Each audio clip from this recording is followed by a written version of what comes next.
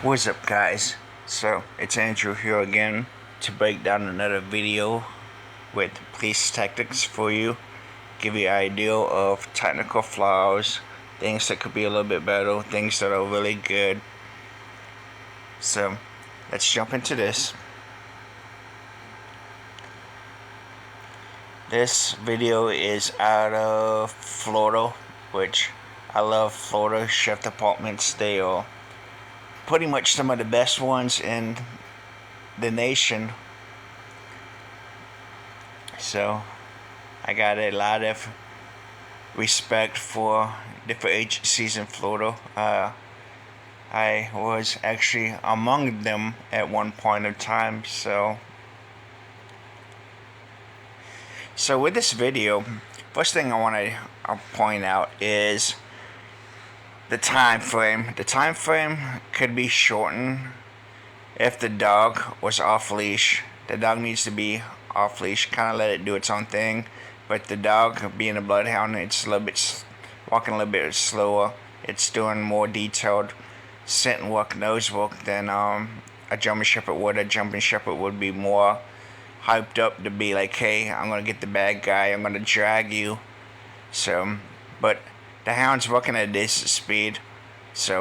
But I still would have it off leash just for the reason that you just saw right there. Which I will rewind it so you can get a better idea what I'm talking about. So right here you got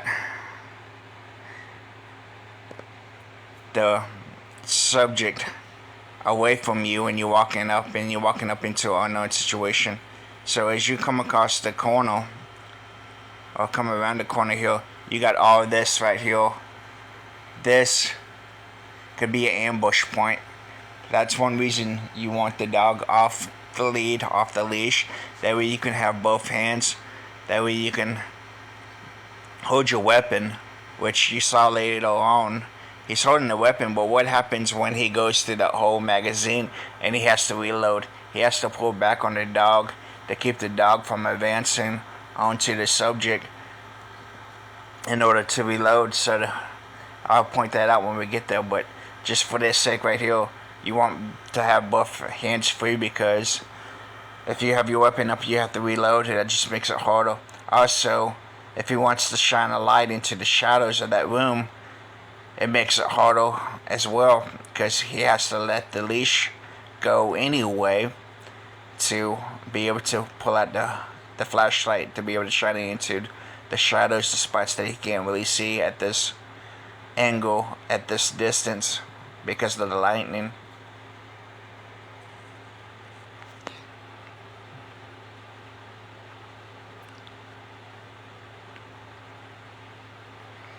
So he's encouraging the dog to stay on the scent. That's good. The verbal command, he's not touching the dog, he's letting the dog work.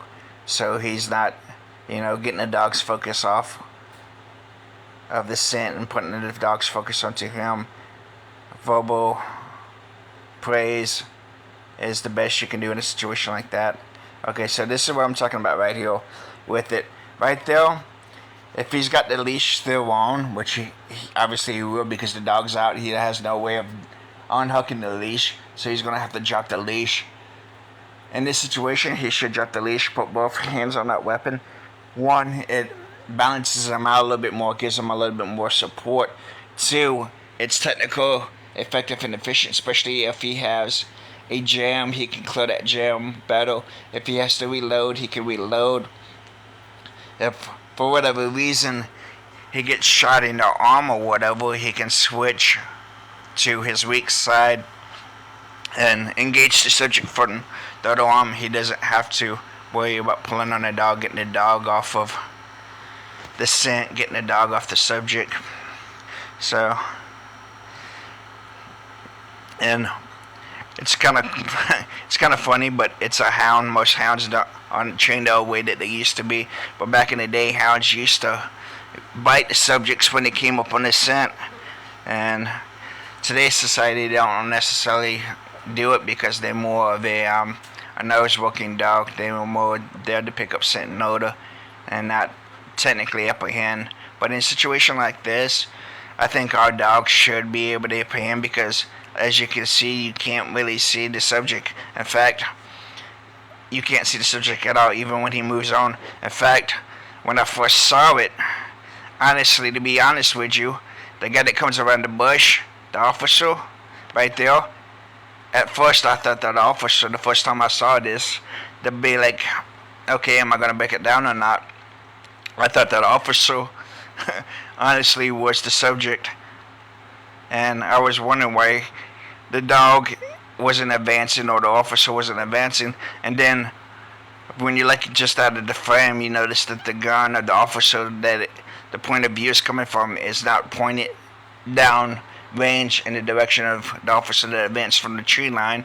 So that I was wondering about that, and it kind of made sense. It's like, okay, this is a friendly, and thankfully the dog knows that. So that's a good thing I give on that too, because if this would have been a German Shepherd, the dog would have been going crazy at the officer. I'm not sure if the dog would have known that it was a friendly. So that right there was a plus for that video, for this video, and for this team.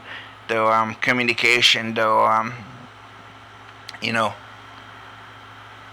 knowing where each other is and everything like that, the detailed positions of each other.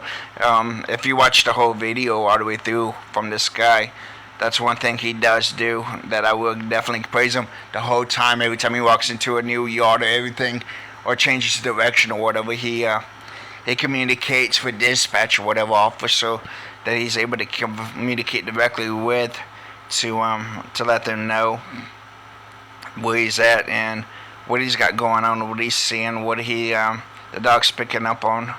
So, and see how he right there, because he has the dog, he let the other officer take the command, take the lead on it. That's one thing that he did good, because as a canine handler, if you're not the only one that's responding, if you let someone else respond, it's best to let them go and take command, because it gives you a better opportunity, a better chance to control the dog, to work with the dog, especially if you have multiple targets that you are seeking. You can carry on and go find another one while that subject is being apprehended. You don't have to worry about it. And another one reason too is, in most situations, especially with a German Shepherd, the handler, if the dog engages, would be fighting to get the dog off.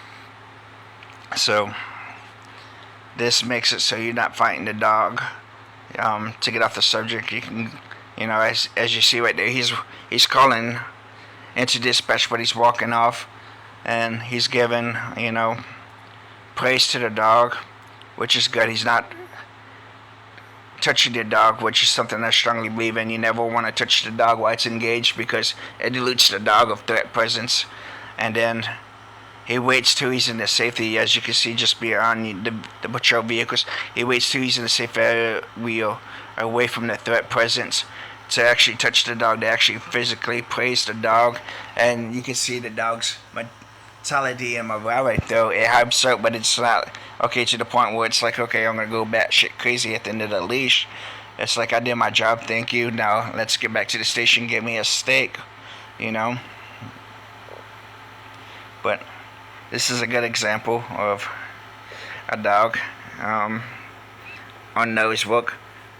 The speed could be a little bit quicker. The dog could be like more into it, but it is a bloodhound. Bloodhound's a little bit more detailed, even when they don't have to be about making sure they got the scent. A German Shepherd or a Malinois, it would have been all the way through that window on that building, even though it's 2 stories, because that's just how German Shepherds and especially Belgian Malinois are.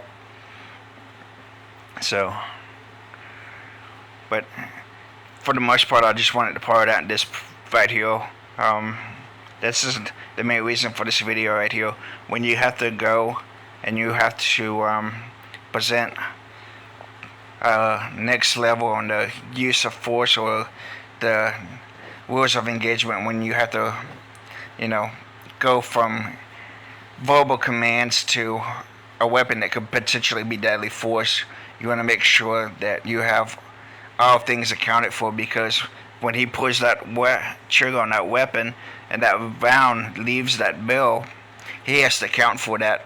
And if there's any reason that when he goes to do it, that dog hypes up and jumps and pulls on him, he's having to fight the pull of that dog, and it's going to change his aiming point, and it's going to change the trajectory of that round, especially if the subject has a hostage.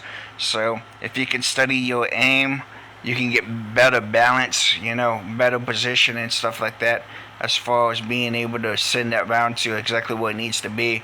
Then you need to do that. That needs to be your priority focus. Just let the dog go.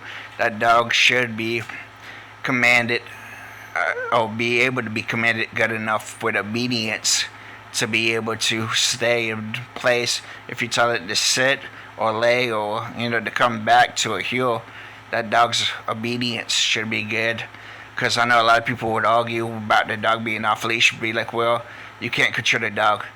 No, if your dog is tasked out to do something like this, that's the first thing you should have, is complete control. That dog should be able to do exactly the same thing that he's doing on leash, off leash. There should be no difference, except for the fact that it's the pace count. That's the only reason that you have the leash on the dog, is to keep the pace count, to control the pace count, which, like I pointed out before, it slows down the hunt, the search and everything. The dog is seeking the subject at your speed, and what could have been 10-20 minutes now could be hour plus, because the dog is being held back from its natural speed. But anyway, questions, comments, or concerns, drop them below. Until next time, guys.